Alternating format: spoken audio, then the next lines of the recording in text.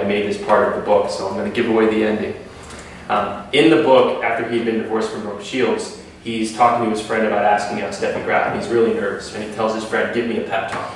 And his friend goes, okay, here it goes. There are two types of people in this world, thermostats and thermometers, right? Thermometers tell you the temperature of the room. You're not one of them. You're a thermostat. You raise the temperature of the room, right? You inspire people, you engage them. And when I read that in the book, I stopped what I was doing and I put that in the book with attribution. And I find that the people who work at the new small and just tend to like their jobs are the people who aren't sitting there going, work again today. I mean, everyone has bad days, right? That's a given. Sometimes stuff happens, right? You guys know that in the technology world. But they're dynamic. They don't want to go through sort of the traditional corporate route of, you know, getting to a manager and a director and a vice president. They would rather risk failing, right? And they're not afraid to fail.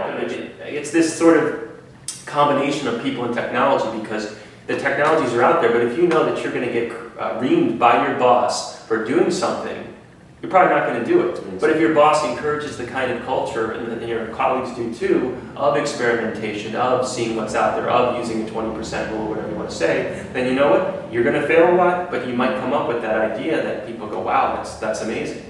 Exactly. So I think the last thing that I wanted to really ask you about is what's the major lesson that you learned through the process of writing your book, talking to these companies?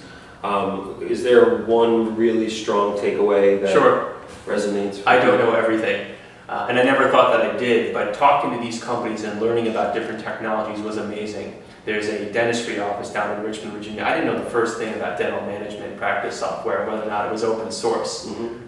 Well, there is open source dental management. Now, I'm probably not going to have to use that in my lifetime, but there are all these different tools, and forget that, you know, photo sharing, video, social media, you know, aggregators, like, you know, I knew about Hootsuite and TweetDeck and those things, but there are so many tools in the book that I'm really trying to alert people about, and I still haven't covered them all, and I never will because it's such a dynamic field. Mm-hmm. So the point in the book is not just to, you know, proselytize these companies and say they're better than anybody else, but it's really to inform and to educate people, not only in terms of the specific tools, but the whole mindset.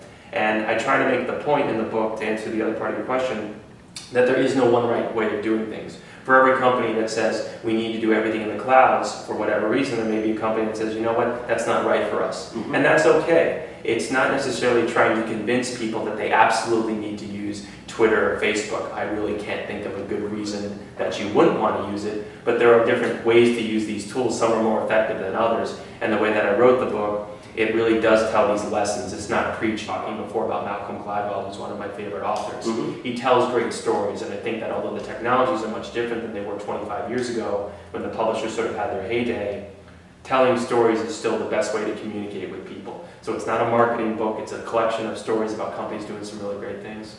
Awesome. So that's looking forward to the new small coming from Phil. And November, the book should be released.